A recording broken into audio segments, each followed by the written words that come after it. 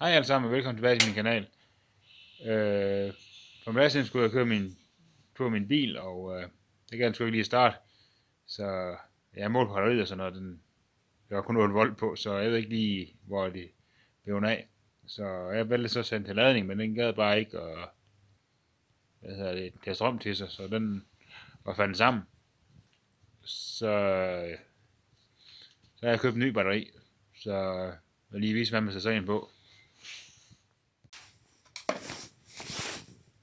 Inden man monterer sådan en batteri, så er det en god idé lige at lade den op. Og når det er en AGM-batteri, så skal ens lader, man skal have en lader, der kan lade sådan nogle batterier, og så skal den stå i AMG, eller AGM hedder det. AMG, det er sådan noget Mercedes noget, men så skal vi bare sætte minuspolen på, så skal vi gerne begynde at lade. Jeg tror også, den gør. Ja. Så skal jeg lige forstå lov til at stå her en par timer, så den er lavet helt op, inden den kommer på bilen. Jeg bruger en 10'er først, når jeg skrue polerne af batteriet. Og man starter altid med minus.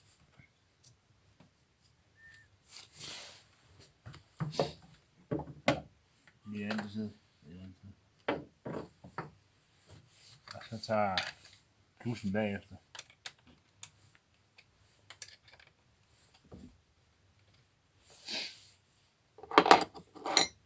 Jeg skal lige udvide her, så man kan løfte den op.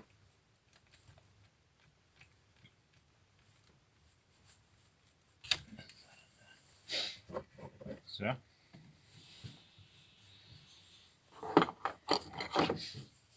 Så sætter en 12 mm bolt, de her holder batteriet.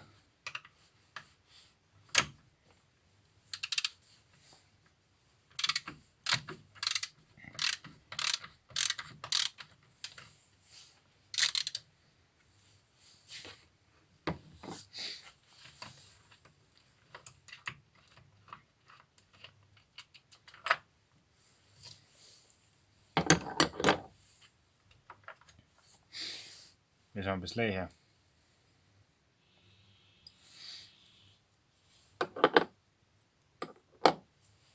Så er det bare lige løfte batteriet op.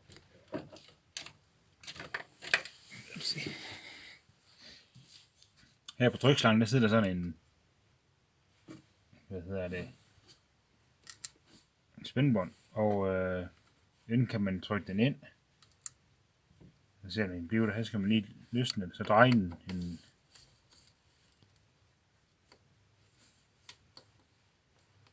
halv omgang.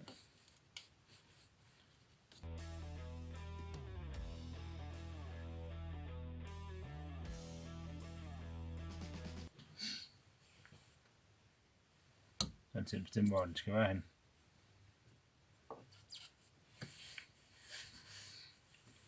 Jeg sætter den bare der, hvor den var.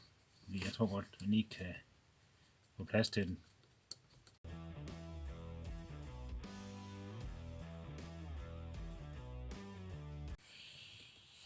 Fordi hvis man flugter lige ned, så ser det ud til, at den kan være der. Så det må lige prøve, når batteriet kommer på.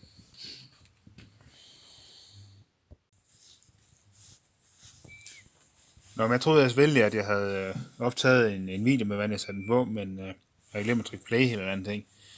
Men det er jo bare omvendt rækkefølge af når man piller den af. Men der er lige en par ting, Ja. Jeg skal huske at vende bestadet rigtig ned, selvfølgelig. Og den skal sidde sådan der. Og så hernede, der var, der er sådan en kabelbinde rundt om kablet, som holdt den nede til batteripakken. Men batteriet er lidt større, så den var ikke lige, så ledningen lige langt nok. Så der pillede den der brune kabelbinder af. Og så havde jeg den her sikring til at sidde om på den anden side. Og det er rigtig plads til ved trykrådet nu. Jeg har også en masse andre sikringer det til det dashkamera og nogle andet ekstra styr, jeg har i bilen. Men når man sætter ny batteri på, så kan man lige tjekke, hvordan, om den lader. Og man kan lige starte med at se, hvor mange volt der er på den. Og den er ikke Motoren kan starte. Der er 13,8.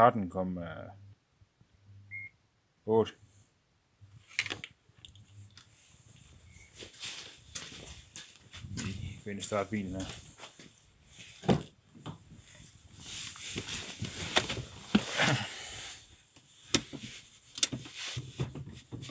I frigear.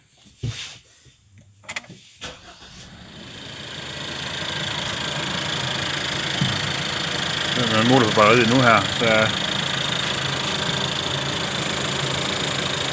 13,92. Så den var lavet på batteriet. Sådan ser det ud, og ja, den sidder fint, og sidder meget pænt original ud og sådan noget. Det eneste, jeg synes er lidt mærkeligt, er den der vender på hovedet, men det er jo en pilateklister her, eller ja, eller sådan noget. Det ved jeg sgu ikke lige. Ja, men det skal lige meget. Bare bilen, den kan starte. Men det er ret nemt at udskifte batteriet og sådan noget, men hvis du står en dag, hvor bilen ikke gider starte, så er det dumt at gå ind på værkstedet og bruge en masse penge for det, fordi at du kan bare køre ud til Hansen eller Hjem og Fix, eller hvad nu der er tæt på af virksomheder, der sælger batterier. Du skal bare sørge for, at det er en start-stop batteri, og enten af typen EFB eller AGM. Og jeg anbefaler at købe AGM, især hvis du har lidt ekstra udstyr i bilen, så der bruger strøm, så er det en rigtig god idé. Men det var sådan set det for den her gang, så husk at like og subscribe, og kan I have det rigtig godt ud. Hej hej.